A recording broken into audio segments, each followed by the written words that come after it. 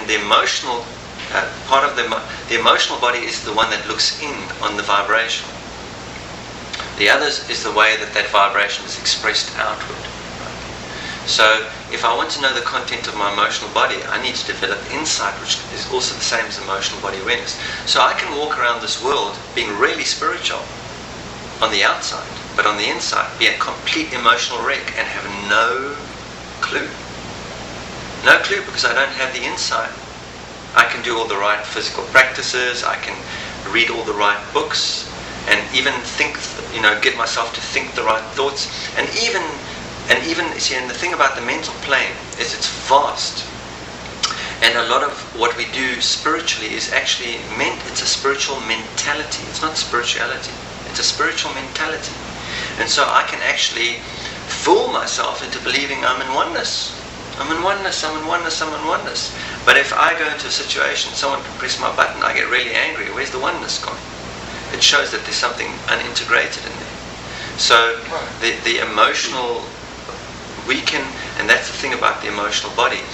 Our emotional condition can really hide from us. Often other people can see it before we even know it's there, right? I can say, no, I'm at peace, but other people can see that I'm continually annoyed about things, but to me it doesn't show up, because I believe it's happening to me, it's not happening through me. When my emotional body awareness is shut down, the world happens to me. When my insight is awoken and that I have emotional body awareness, it becomes obvious, it happens through me. When I'm grumpy, it's a grumpy world. Let me give you an example, because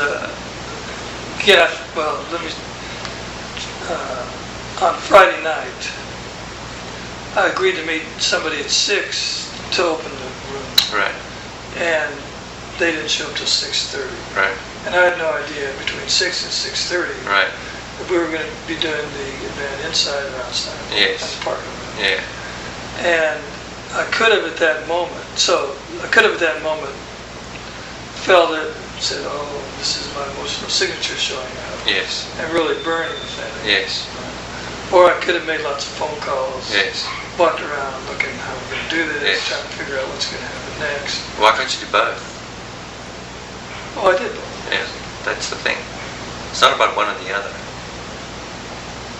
It's not about one or the other, because life is about acting. But the thing is, what we normally do is we take reaction, and a reaction is denying the emotional signature in the moment and behaving out of the story we're telling ourselves. So in that moment you have a responsibility, because you've organized this event, right? So you have a responsibility to see that venue is opened and that you can gain access to it. But the initial responsibility is towards yourself. Now, if you're an event organizer for anything like this, you should know by now that by setting up these events, you're asking to be triggered. Right. You're actually asking, because that's part of the journey, right?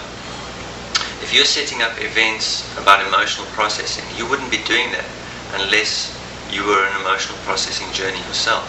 And you will know that every time you set up an event, you're going to get triggered and you're going to have stuff come up. You're going to be set up to see stuff. That's part of the gift that the universe gives you for doing this sort of work. So as you're approaching the event, you're going to be set up. Everyone who comes to a talk on the presence process is going to get triggered within a week before in a big way. So they have something to work with when they come in there, even though they don't realize they're doing it. Right? So that emotional signature is going to come up and you can work with that, and so you can act and phone people, but at the same time keeping your attention on the emotional signature, because what that emotional signature is to bring you into the moment and give you something to work with through the experience. Well, I missed that. I didn't realize you could. That's probably more the natural thing to do. In other words, instead of just sitting there going, feeling it for a half hour, not knowing. No, I mean that's not the way to do it, because and that's why I'm against groups. Because people are happy to go and to feel the emotional signature in the group, right? And then they go into their life and they're too busy to do it. And they don't realize that their life, the people they're with, is the group. Your family is the group.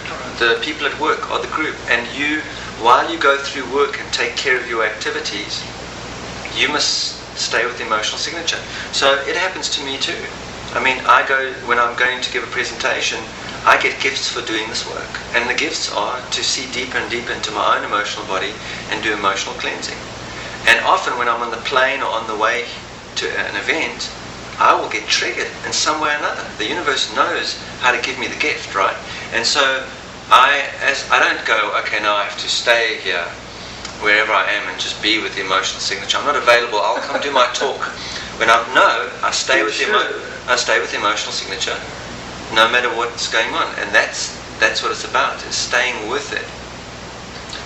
It's not a case, there's nothing to do to adjust the emotional body but to place awareness on it. The only tool we have is awareness that has any use to us at all as far as transformation, right, is awareness.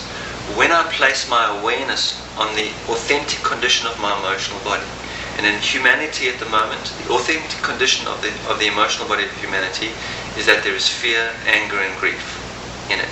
That's the authentic condition. If it wasn't that case, we wouldn't need all these pharmaceuticals, we wouldn't be watching TV that's just riddled with fear, anger and grief. We wouldn't be doing this. These are all reflections of the authentic condition of our emotional body. And so our task isn't to put life on hold while we take care of this. Our task is to be integrated. In other words, as I go through my day, I'm going to have moments when I feel the anger that comes up. I don't just put my car on the side of the road and go, okay, now I'm going to be with the anger. To me, that's delusional behavior.